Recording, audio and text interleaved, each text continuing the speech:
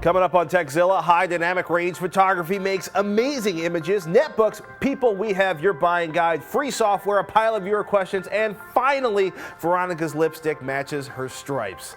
Get that turkey out of the oven, and I hope you made enough stuffing, because Tekzilla starts now.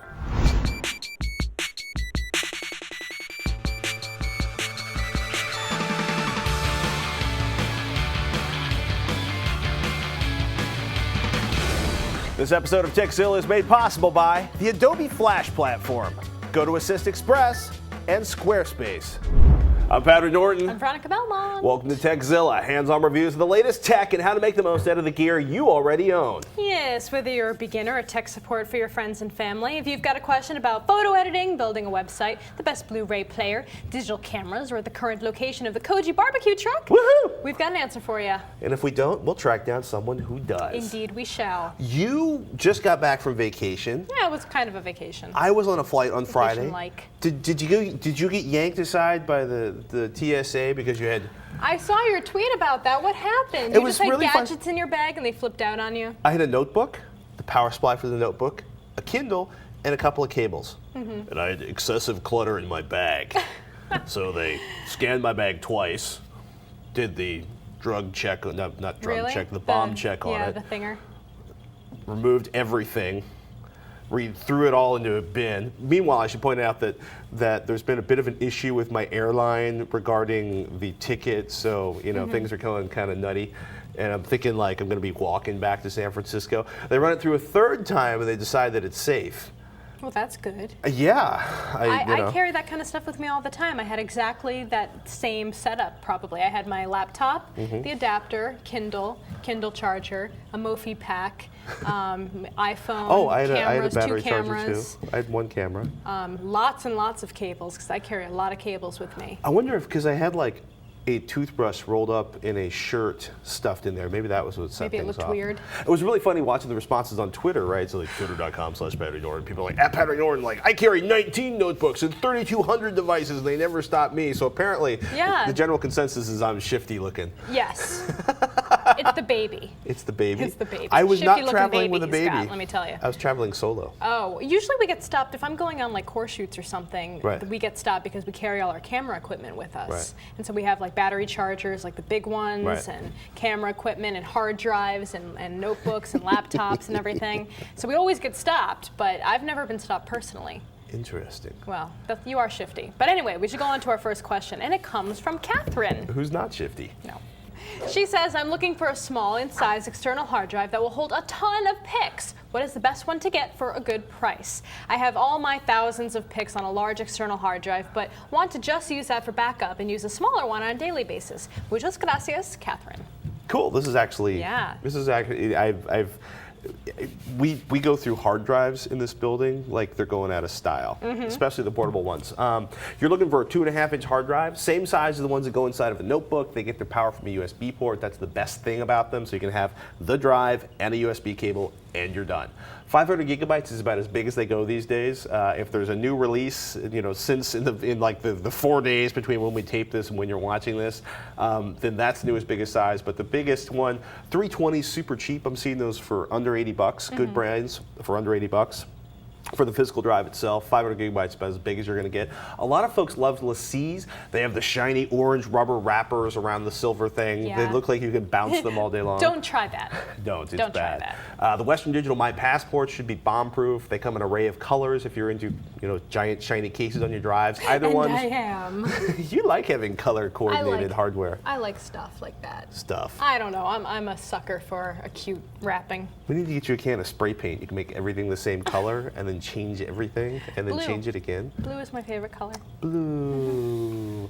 Either one, no matter what the color, should run about 120 bucks. Seagate notebook drives are okay too. It's super easy to buy a cheap enclosure and drop a drive inside, but you probably won't save much money. That is, however, a nice thing to do if you upgrade the drive in your notebook to put your old notebook drive in an external enclosure. They sell them for like 20 bucks everywhere. Yeah, I've been trying to think if I want to replace my hard drive and I need to get a new battery on top of everything. Maybe I should just buy a new laptop at this point. Well, 13-inch MacBook Pro. It's tempting. It is kind of tempting. Because you can use it to hammer nails, because it's got that, Yes, I will billet do that. construction. Yes. And Firewire. It's all also. about, well, I guess you could write it off, couldn't you? Is it Yes. a business expense? Oh yeah, no, I can, because I'm a contractor, so I can do what I want. There you go. I can do what I want. You can do what you want within the guidelines of the Internal Revenue Service here in the United States. Still to come, so many netbooks, so little cash. What should you pick as your netbook computer, especially if you're going to college or want to run OS 10 and a Hackintosh or curious about Windows 7? We've got netbook help coming. But right now, while we got your attention, Let's thank one of today's sponsors, GoToAssist Express.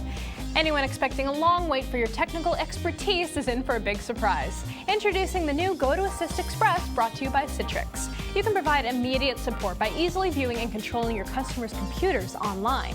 Handle more requests in less time. Assist up to 8 customers at once. Support both Mac and PC users. Try GoToAssist Express free for 30 days. For this special offer, you must visit gotoassist.com/Tekzilla. But that's not all. We'll be holding a random drawing to give one of you a 6-month subscription to GoToAssist Express and have your computer futzwith on Tekzilla. To enter, just send your GoToAssist Express confirmation email to tekzilla@revision3.com and put GoToAssist Tekzilla confirmation in the subject line. welcome to this week's Freebie Download Pick, a free program that we find useful, fun, or incredibly interesting. This week, JDiskReport. Here's the scene. Your hard disk is running out of space. You've got no clue what sucked up all your gigabytes. Sure, you can start deleting things willy-nilly left and right, but isn't there a better way to map out hard disk usage on your machine? Well, there is. It's called JDiskReport. This Java app runs an analysis on your hard drives and collates the information into an easy-to-understand set of charts and tables. You get size, perspective, size distribution, modified distribution, type distribution, and top 100 lists. They're all color-coded to make it easy to see what exactly is chewing up all the space in your drive. It's perfect for those of us who collect a lot of junk on your hard disk, or maybe have an extra iTunes library stashed away somewhere. So, if you're still scratching your head on why your 500 gigabyte hard drive only has 8 gigabytes of space left, do yourself a favor, run JDiskReport and find out where it all went. Netbooks are all the rage, people, but the number of options out there can make picking one really difficult, despite the fact that they almost all run the same chipset. Kevin out in Bakersfield asked us, "Hey, Patrick, Veronica, I was thinking of picking up a netbook this summer for the school semester in the fall, but with so many out there, I don't know which one is right for me. I don't need much, just one to surf the web, take notes in class, and on my downtime, watch some videos of Hulu or Netflix. Being a student, cheaper is better. Any suggestions? Thanks, Kevin in Bakersfield, California." You have more netbooks than anyone I know. I have 2. Well, nobody else I little know has family. more than one. Yeah, the HP Mini 1000 and the Dell Mini 9. The Dell is currently in a Hackintosh state. Ryan had a little weekend project where he used the... It's running OS 10. It's running OS 10. And it runs pretty well, actually, I have to say.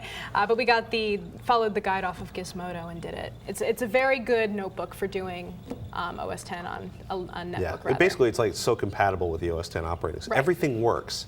And usually when you try to throw OS 10 on other machines, you're like... You can do it on this guy, but I heard that the sound doesn't work. Yeah. The See, sound drivers aren't compatible. So, sound, like, Ethernet, video problems. That's not worth it. Yeah, that's a fail in my book.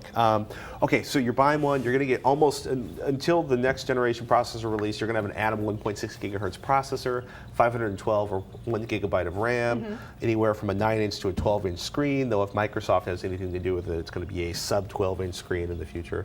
It's kind of interesting to watch because Microsoft's been making all these announcements on how they want to sort of artificially stuff netbooks into a lower power category. Yeah, crippling which is too them, bad, I think too would bad. be the phrase. And then you have to decide if you want a solid state drive or if you want a regular hard drive. This one's running a 16 gigabyte solid state drive. Did Windows 7 Windows actually 7? install on the 16 gigabyte hard Oh drive? yeah, it installed. There's only like 4 gigs left on it Right. afterwards, but it's on there.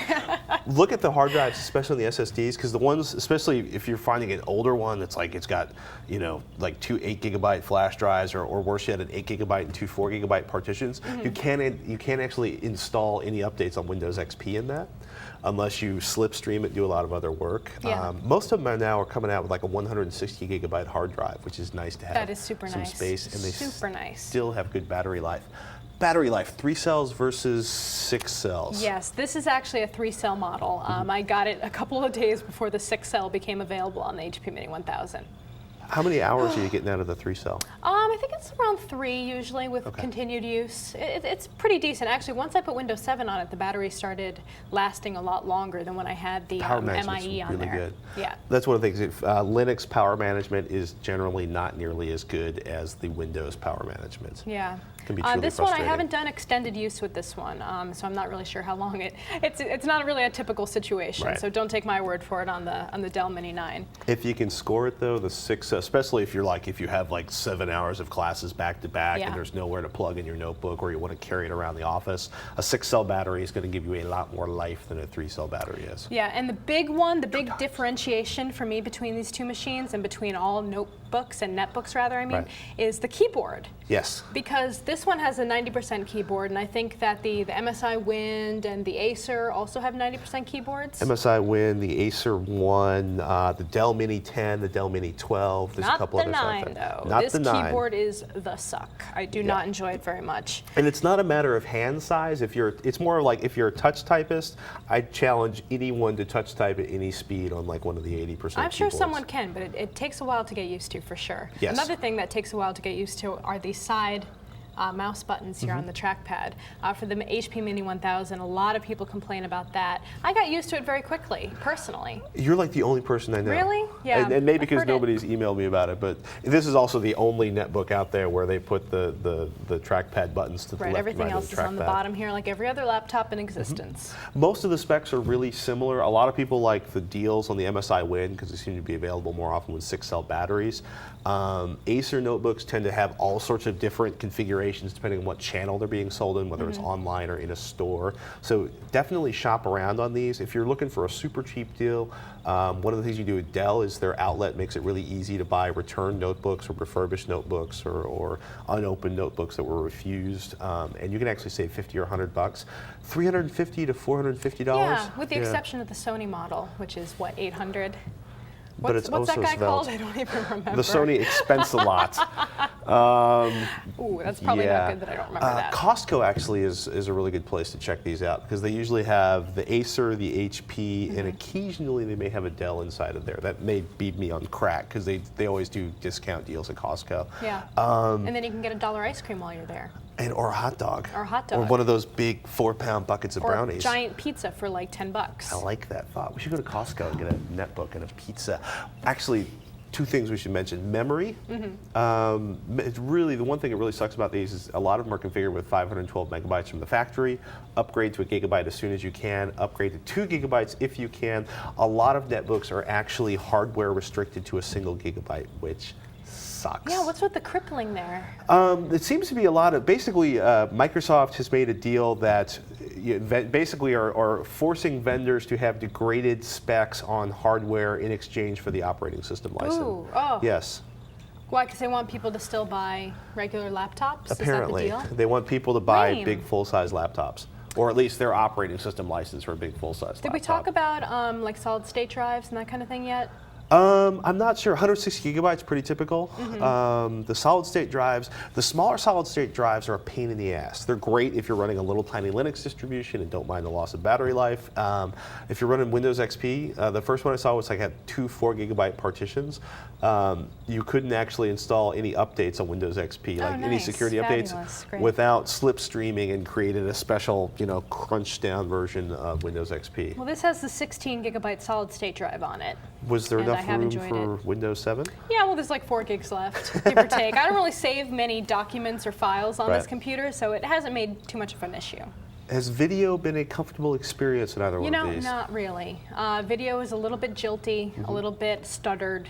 If that's something you really want to do all the time is watch Especially YouTube full screen videos or Hulu. Hulu, it's probably not going to be your best bet. You might want to wait till NVIDIA's got the new Ion chipsets coming out that essentially are graphics accelerators designed to work with the Atom-style low-power processors. That might be worth waiting for. We're actually kind of eagerly waiting. Like, call up NVIDIA's. Is one out yet? One just shipping one, yet? come on. We want to One, try benchmark it. one. I want to see 1080p video play. So anyway, there's like 10 different brands that you can look up. Just make sure they have Yeah. all the requirements that you need. I gotta say, Battery life would be important for you running around campus all day, I would say. yeah, I mean, MSI has great deals, Acer's great deals, EPC. EPC. Those are pretty good. Yeah, well, it's Acer. No, it's Asus. Yeah. Asus. Yeah, Yeah, and Asus the is Asus, the EPC. I was really frustrated with the first Asus EPC or the notebook I reviewed, netbook I reviewed. They've gotten considerably better, and I believe they finally have a big enough keyboard for humans to use. I like that. Very good. Well, yeah, a lot for you to check up on. But we do have a follow-up question now from Austin, who wrote, I'm in the market for a new netbook and wanted to know what you guys thought would be the best one for OS X x86 from Austin. Hackintosh. Unless somebody's discovered another one out there that is completely compatible with OS X, including things like the sound, the graphics, actually more like the sound and the Ethernet, I think, are the two big ones, and the Wi-Fi card. Yeah, I mean, if you want sound, it works. Yes. You can play stuff on here.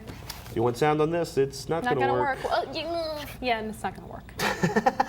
For a second, I thought I was trying to remember if someone had told me that they actually did get the sound, but it's a driver issue. It's probably not going to work. Told you or showed you while you were in the room with the hardware? No, they did not actually show me. So. These guys on like OS Hackintosh 4.7 website, like totally said they had it fixed because they wrote a driver. There's a bunch of websites out there. We'll try to put some links in the show notes for you that talk about sort of which netbooks are more acceptable of. Well, like I said, the best write-up that I saw was on Gizmodo for telling you how to get OS X on this puppy right here. Everything on that will run.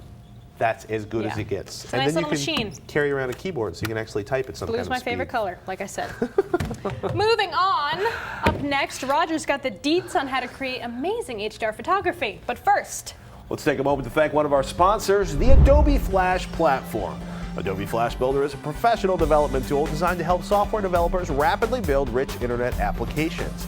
Adobe has announced further advancements to the Flash platform with the beta availability of Adobe Flash Builder 4, formerly Flex Builder, Adobe Flash Catalyst, and the open source Flex 4 framework. Flex 4 framework provides a common foundation for both developers and designers to create compelling user experiences. Provision 3 was at Adobe Flash Camp and interviewed some of the engineers and product managers who worked on the updated platform. For more information, go to labs.adobe.com/technology/flash, and please support Tekzilla by supporting our sponsors, like Adobe Flash. looks like it's time for another website we just can't get enough of. A website that we just can't stay away from because it's too useful, too funny, or just too darn irresistible. This week's pick, Tripit. Tripit is one of my favorite websites, and if you travel a lot, then you'll probably find it as useful as I do. At its core, it's a trip planning site that allows you to see your itinerary for your flights, hotels, rental cars, and activities all in one place. Your trips page shows you all your upcoming and previous excursions, and you can edit, delete, or add plans to them from here. Alternately, clicking on a trip shows you the nitty-gritty details. The best part now is how you tell Tripit what your plans are. Simply forward them your reservation confirmation emails, say for example from Orbitz or Hotels.com, to plans@tripit.com using the email you signed up with. They'll take all that information and put it into your itinerary with all the important info, when your flights leave, your check-in times for the hotels, and all your confirmation numbers and contact info you could possibly need. Accessing the info is simple too. You can either check out the info on the site or subscribe to your trips using an iCal feed.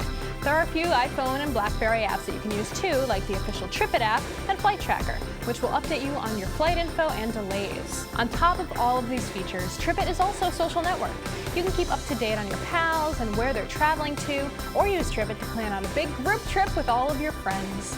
So to make sure you always have your travel itinerary at your fingertips, check out Tripit.com today.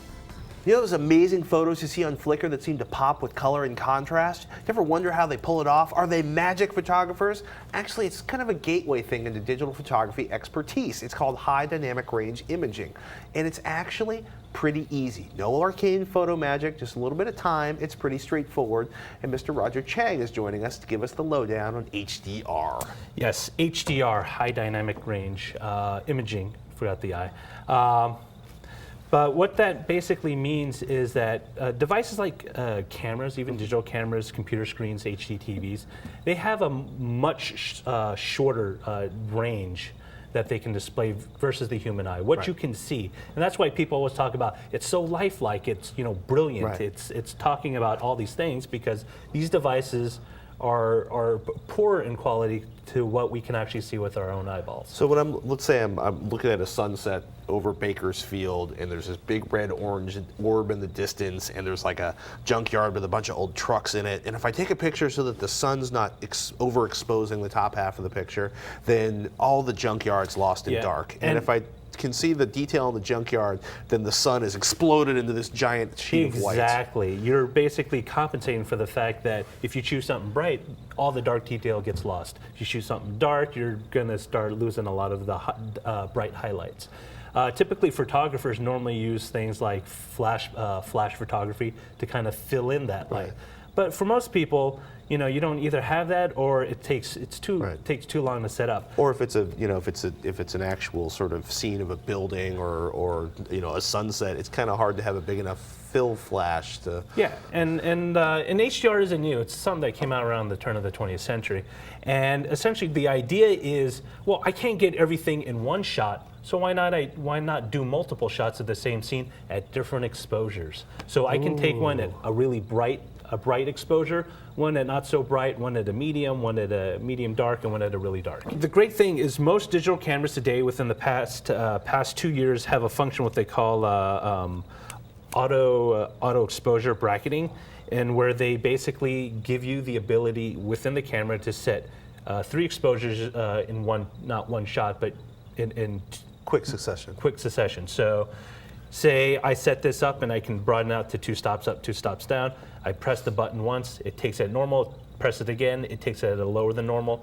Press it one more time, it takes it at really high. Okay, so I've got my 3 images. I've gotten them onto my notebook. I've got 2 stops up, 2 stops down, or whatever the bracketed range are. How do we turn those into our high dynamic range image? So what we're essentially doing is compositing all 3 of those images on top of each other in order to bring out those qualities that we want from each one. So it's kind of like layers. Yeah, masking, selective masking, and bring out the layers, the elements of those layers that we want. Is this like a painful afternoon in Photoshop, or is there a secret shortcut? In Photoshop, there is a secret shortcut. You can actually do HDR within it, and it'll do it for you. You can try it with GIMP, but you can only kind of mimic HDR because when you do high dynamic range, the keyword being high dynamic, or keywords, GIMP is only 8-bit. Ooh. So Photoshop 32-bit, and so you're going to lose. You're essentially losing a lot of color per bit. Yeah, because what you're doing is you're taking a 32-bit image and creating an 8-bit HDR image. So you know what I mean? It's like starting with an MP3 and re-encoding it back as the same. Bad. Yeah. So there's another tool out there called Cinepaint. It's based off GIMP. It's designed for film makers, and it's to allow coloring and adjusting exposure and all that. It does have 32-bit. I have not personally tried it. So what I am actually recommending is using a lot of the third-party tools that are freely available online. And they're dedicated to HDR. Yeah, they're dedicated to that, and it really makes it so much simpler for a lot of reasons. One, because you don't need to kind of figure out what you need to do. It's going to make it so simple. We're not even going to tell you how to do it in Photoshop or your other favorite photo editing tool. You can learn that on the internets. If you have, time is a limited resource. Yeah, and especially because I know a lot of people really can't afford Photoshop, the full version of Photoshop, not the elements. That it's actually a lot quicker. In many cases, the results will be a lot more pleasing with the third-party software. There's like 18 different software packages out there that can do HDR. What's your favorite? Photomatix Pro.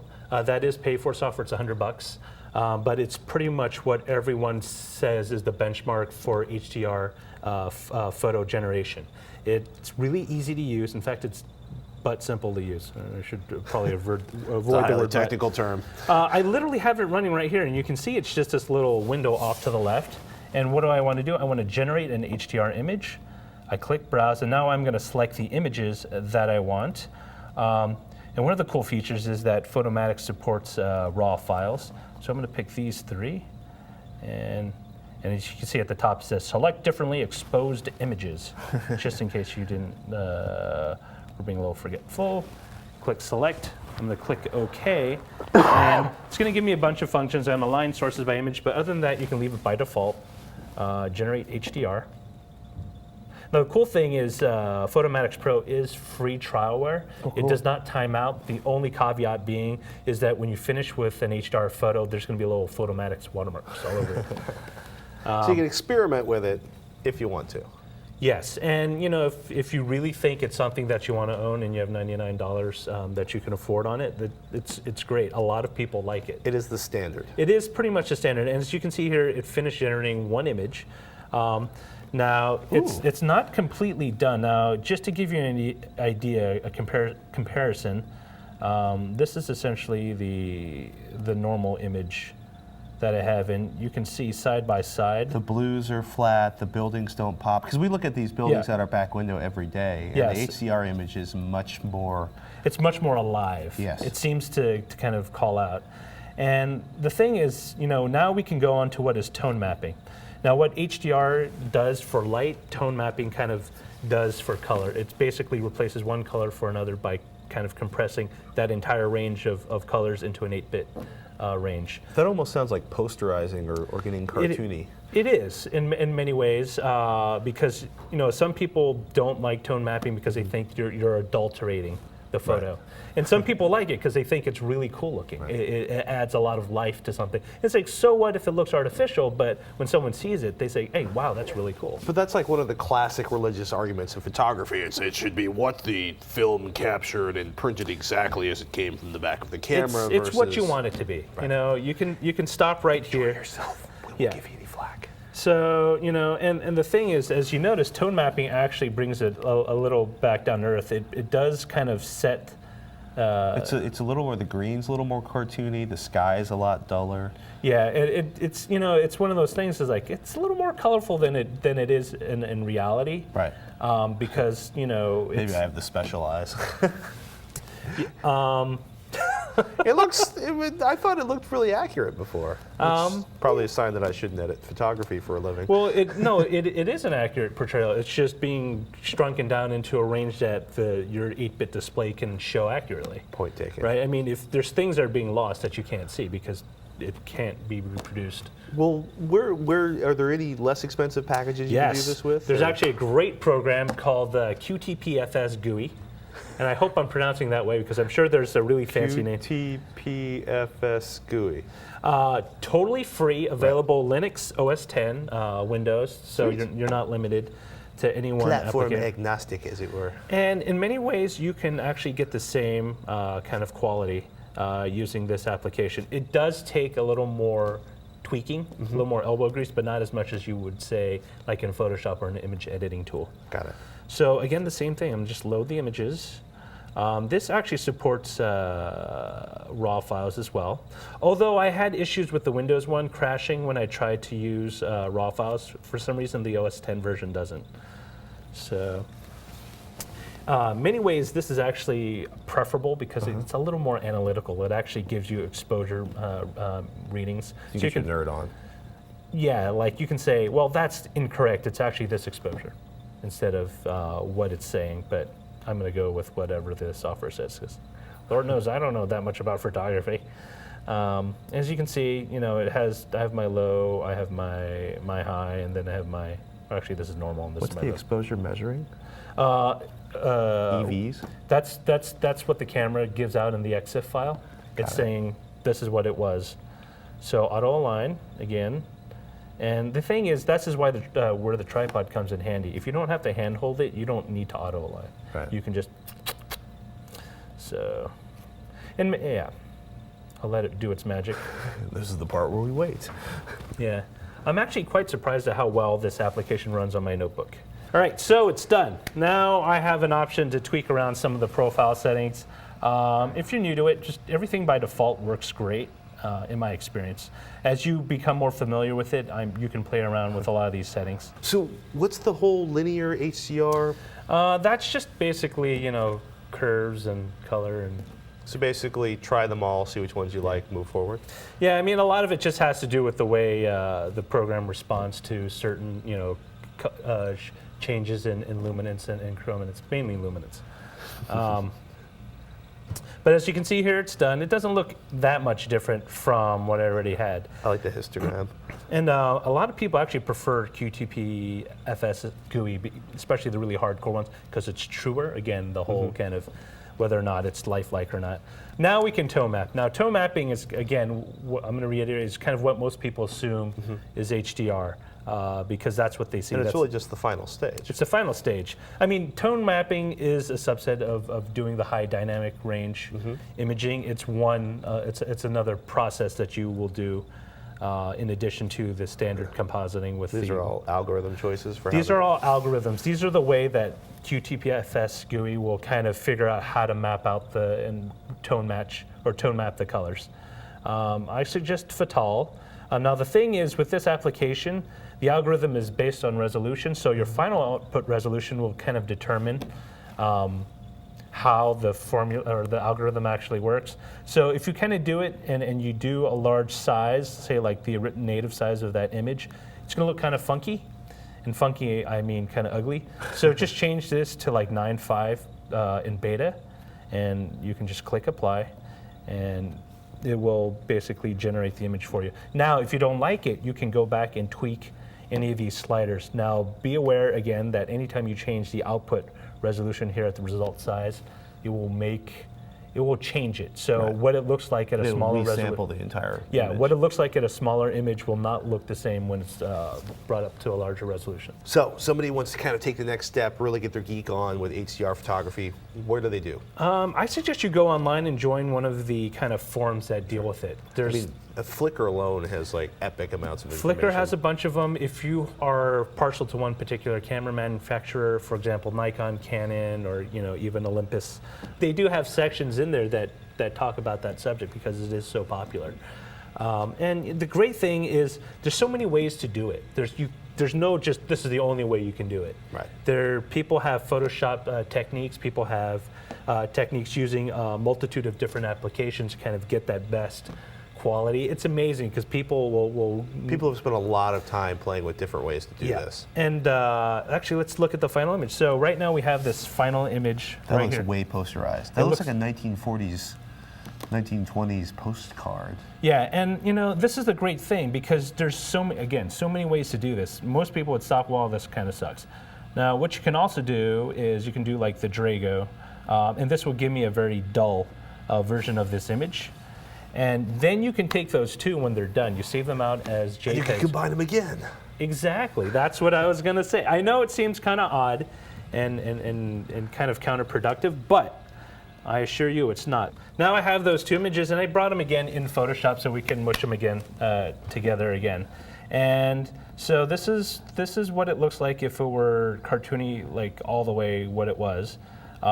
And I can tweak it down now, so the opacity, so the bottom half kind of sinks through. And as you can see, I can... It just gives it a little punchiness. Yeah, so I can now select how punchy I want it without it being too surreal. Right. Just surreal enough. So, and I can now see the details on the right. We're talking mescaline, not acid here, people. Yeah, and it's it's one of those things that it's up to the person's particular preference. Right. There is no right, there is no wrong. If you like it to look one way, that's fine. Roger Chang, people, nurturing your inner artist. Oh, you know what we should tell people about? Burt Monroy? Yeah, if you haven't seen it, he did like 2 one-hour shows on high dynamic range photography. You can check those out at revision3.com/pixelperfect. We'll have the links up in the show notes.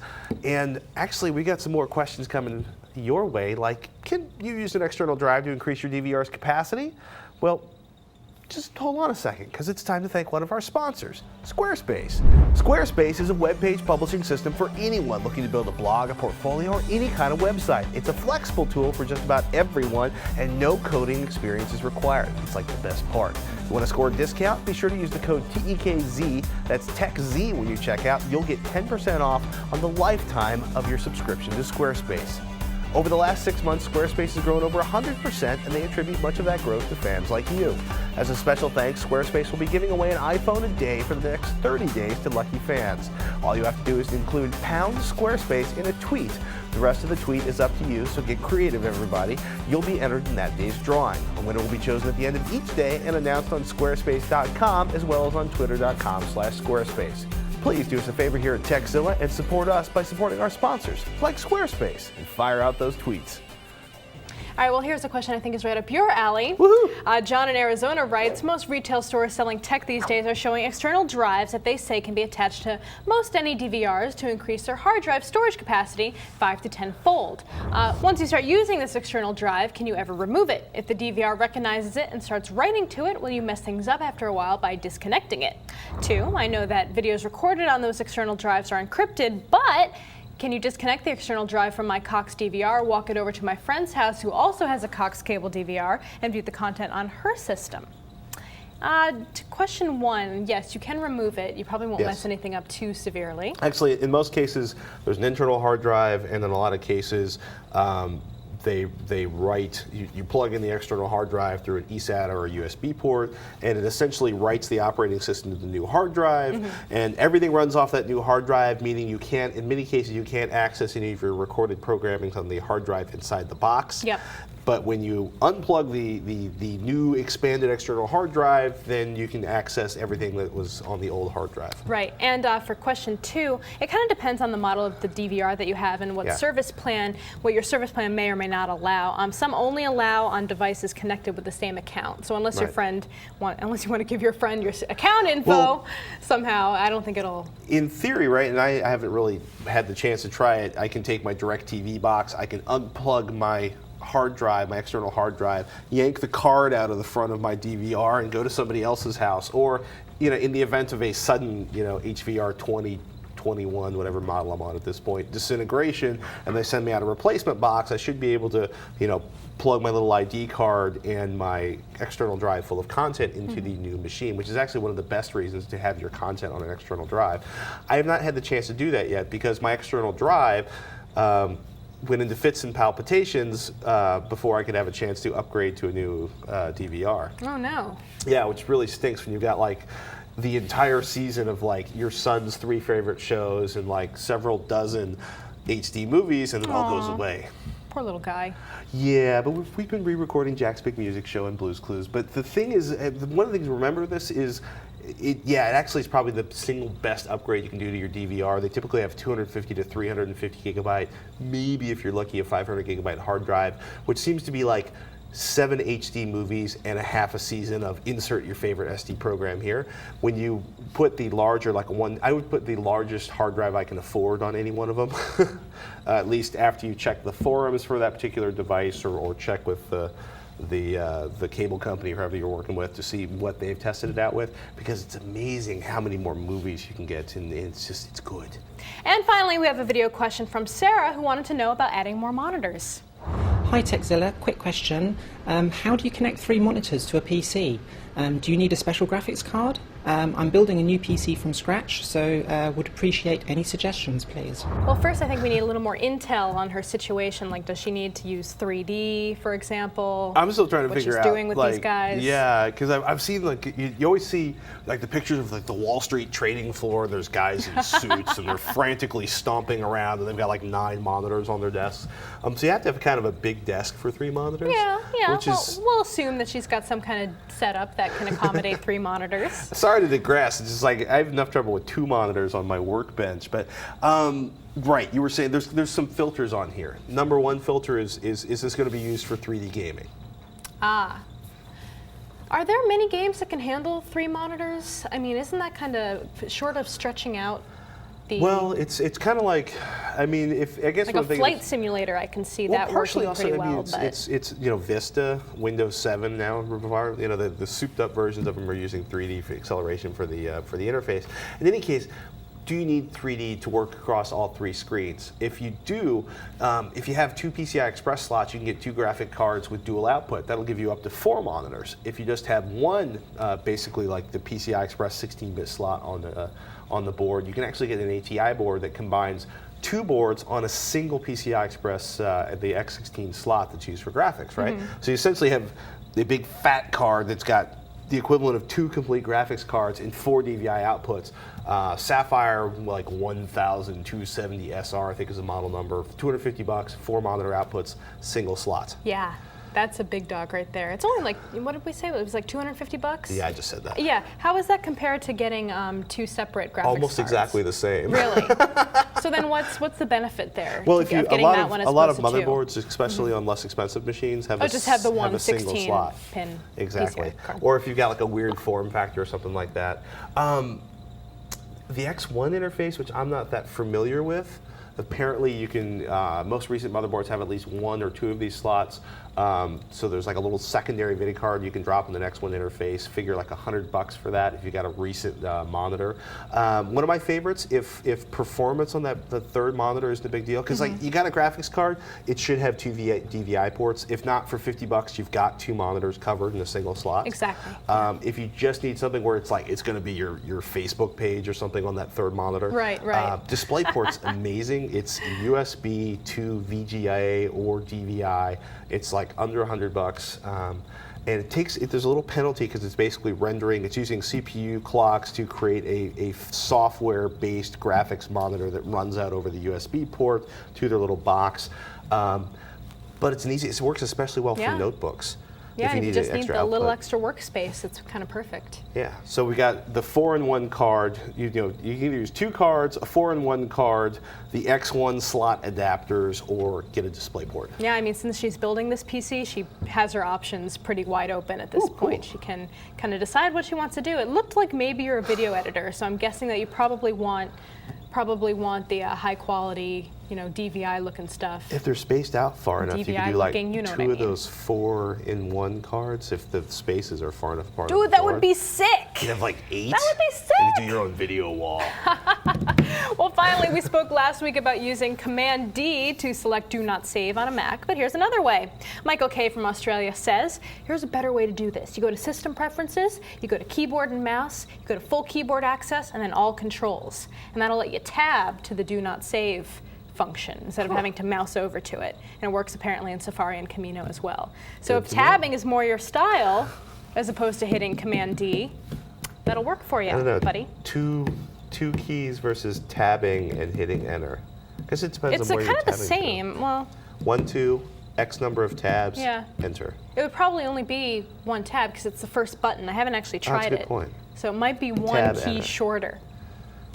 But we haven't confirmed this yet. We'll try it later. What we have confirmed, people, is that Film Riot is unbelievably cool. It's the newest show on Revision 3. Takes you behind the magic of filmmaking, empowering you.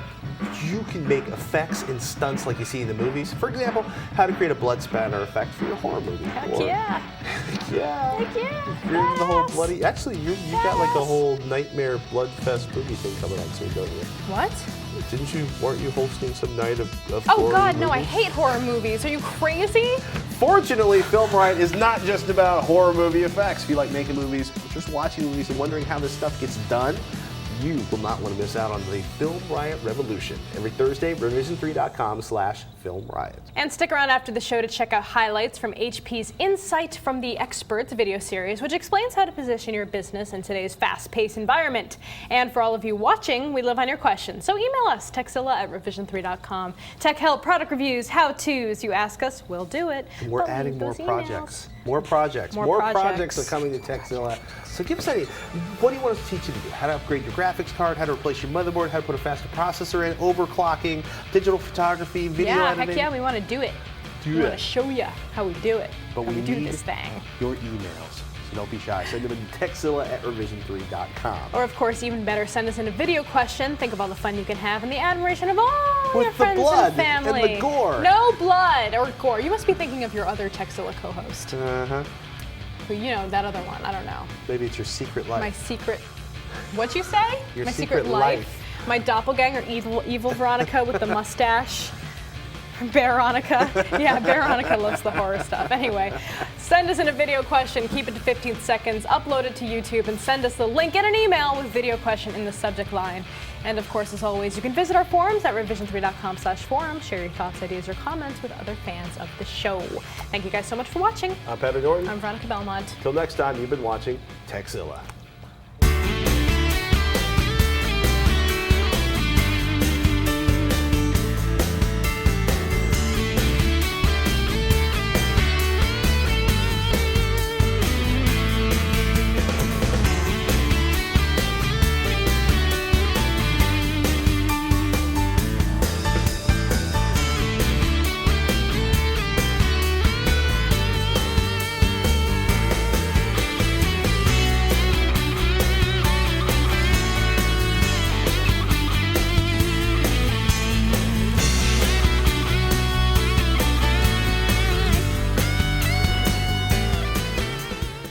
I got used to it pretty quickly, personally. Gesundheit. Sorry.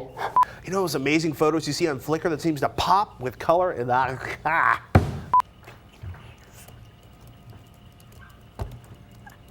It might be better if I leave my mic off, especially if. Yeah, you don't really want to hear what he's. It just crushed my spirit like you did right before the cameras turned on.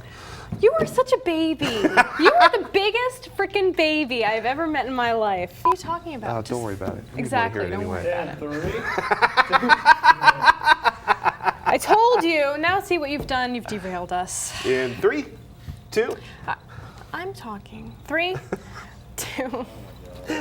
That was the one that derailed us. I just pointed us in that direction. You hit the throttle. All right, and then we finally got an email from Sarah, who had a question about video upgrades. That's not what her question is about. All right, and then we have a question from Sarah, a video question actually, who had a question about 3. And then finally we have a video question from Sarah, who had a question about. She has lots of questions. Lots of questions. Is this the That's triple Sarah. monitors?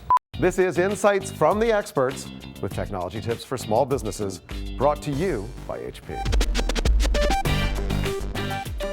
Well, you know, it's really about being more energy conscious in your business. What I've really found is that our job, as part of our business, our job is no longer to do our own PR. Our job is to get other people to do it for us. I think there's 3 things you need. 1, you should get the smallest device that fits your profile. Second of all, internet connectivity is critical.